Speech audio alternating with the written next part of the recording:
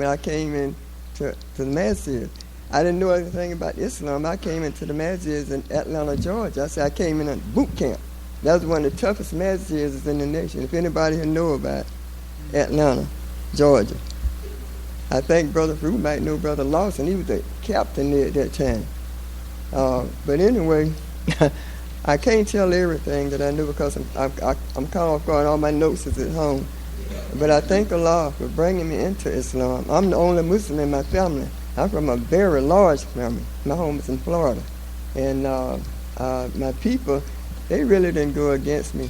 But my baby sister, she's always been on my side. And she's very understanding.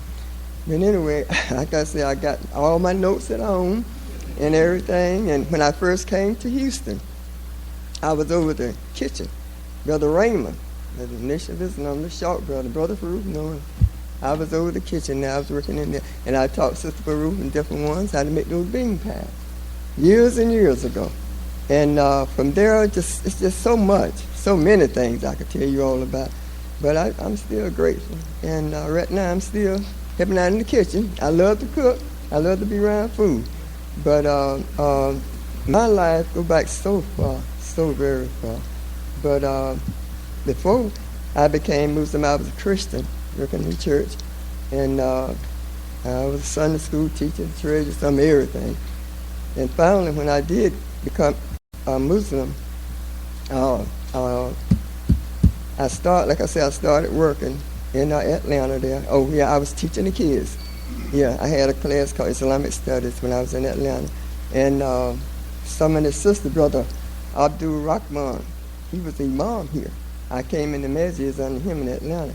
And his daughter, Karen, and all of them, Kawan, she be in the Muslim Journal. I taught her how to cook. She be in there. She was in there last week. I said, that's Kawan.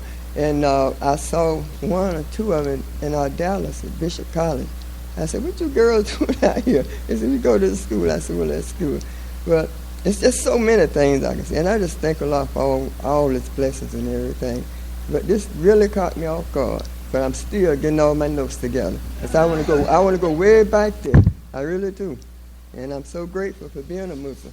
I never thought that I would be a Muslim.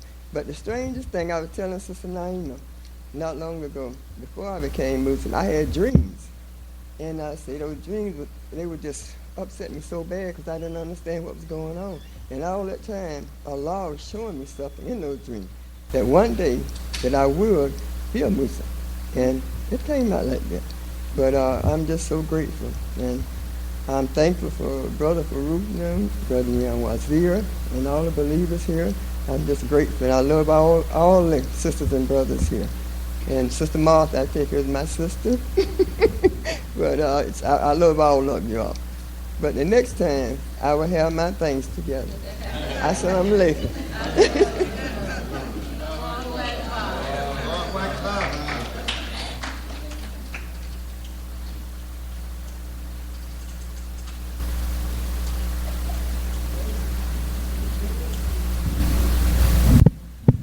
All right. We like to thank Sister Lila for her efforts, and we have another story that needs to be told. And inshallah, the vision of the Ibrahim Kamaluddin Community Center is to have a place where we will be able to have people have an opportunity to tell their stories in a professional way. So we heard from some of the seasoned, and now we are going to hear from some of the youthful adults. And this sister has been volunteering with the weekend school. She comes from a pioneer family in this community, and they've been major contributors. So we're going to bring up Sister Fatima Muhammad. Takbir.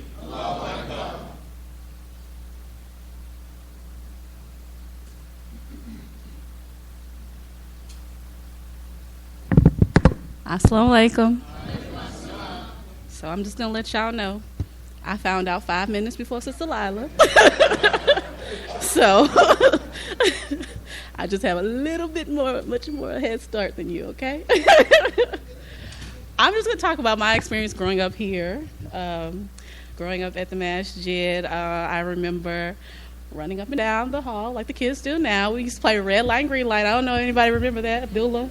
red light, green light in the masjid, big Eids, sitting on the stairs and getting presents and things of that nature. I remember all the imams, Imam Talib, Imam Qasim.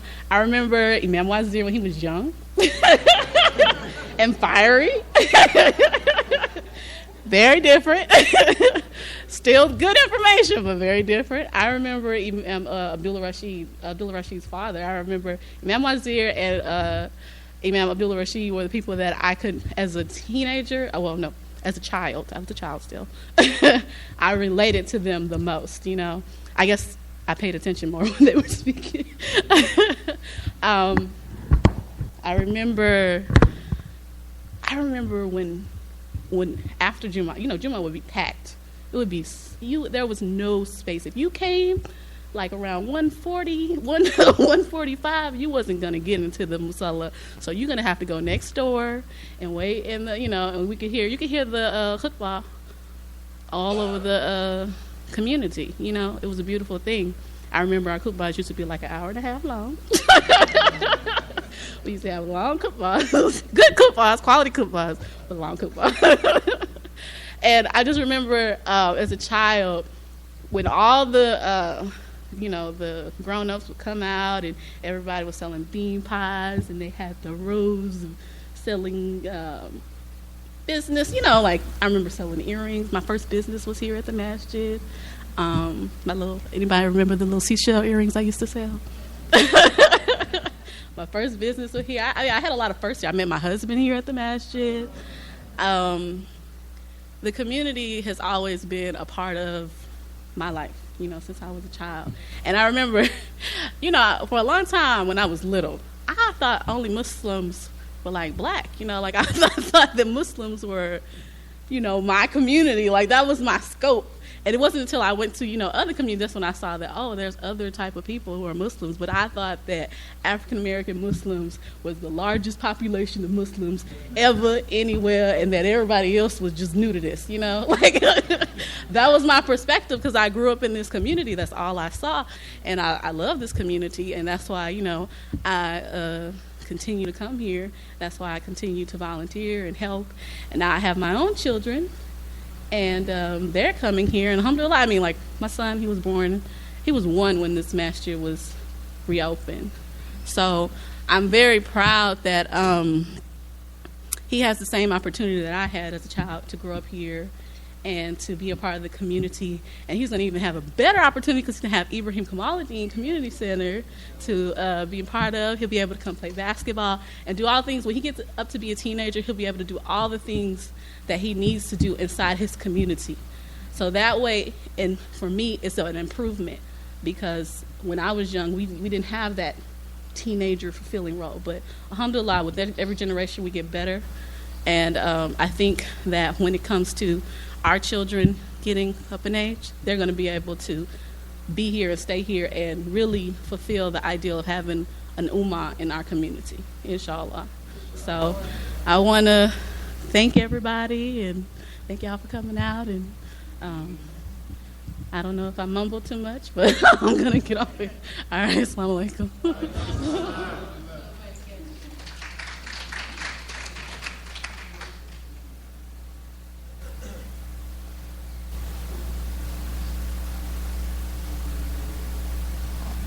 And we thank you again, Sister Fatima.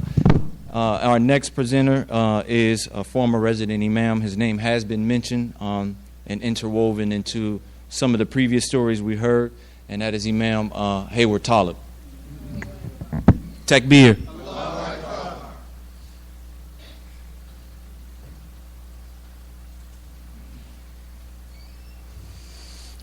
Assalamu alaikum. With Allah's name, the merciful benefactor, the merciful redeemer. Praise be to Allah, cherisher and sustainer of all the worlds. I think today seems to me in my mind is the first time that I've kind of really tried to go over memories, because as we celebrate this anniversary of this particular structure here.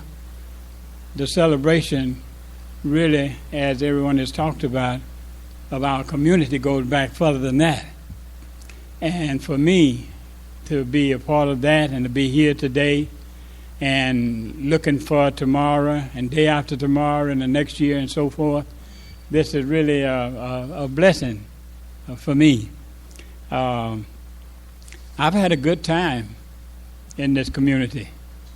As the imam, I had some challenges that a lot of other folks don't know about, and that's one of the things that I guess I can mention also just for us as members of our communities and supporters of our imams. They have to do a little close-in fighting and boxing and everything with other people coming at them, and mostly from inside. You don't have too much happening outside, but inside, they always got some close encounters. In fact, I don't know if Imam Shuaib remembers, since he's here today, but we had a couple of brothers, and I don't know if you had come down in a presentation or they had called for you to come down. We had a couple of brothers that called him down to try to see if he could help them set me down. And he wouldn't get involved. And it was interesting because we said, "Come on, brother Imam, let's go and talk with Imam Shuaib." Went to his room, and then they presented their case, and right away he kind of stepped back. And I was looking and listening. I said, "Oh, well, I'll be a dirty bird." And once he kind of stepped back and relieved himself, then that was the time for me to do my disappearing act.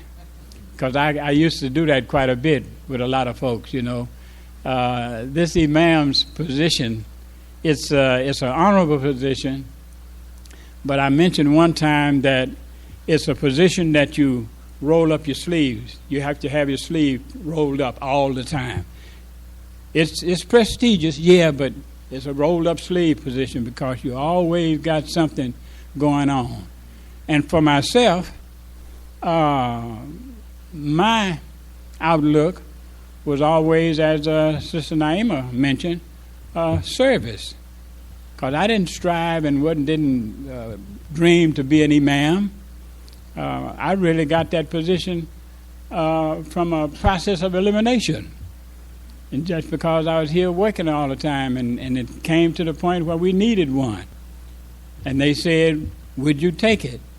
And for me, looking, I said that, yeah, I'll take it if I could be a full-time imam, because I knew that that's what was needed to really keep things going and to be present and all of that. Wasn't a lot of money in it, but at the same time, Allah blessed us, the community, and my wife and I, to make it to the point where we are now. The community, the masjid looks better. My wife and I, we look better. I'm retired from working out there, but I'm still working in here. And it's been a nice ride. And I'm looking forward to riding a little bit more, you know, especially as they mentioned about our young folks. I'm here to try to keep the young people on their toes in a slight way, because we talk about Imam Kamaluddin. That if our center, when it's built, if it has his spirit in there, it's going to be something very, very strong and very, very challenging, because that's what he was. I mean, he was, like somebody said, he would really chew you out, eat you up, and everything. My sister, she lives in Austin now, but she was his secretary. And boy, he used to chew her out so much it would make you want to cry. But it made her strong. Yeah, it made her strong. And me being next to him, getting chewed out too, I think it made me strong also. So just to deal with some of these other folks that think they're slick and all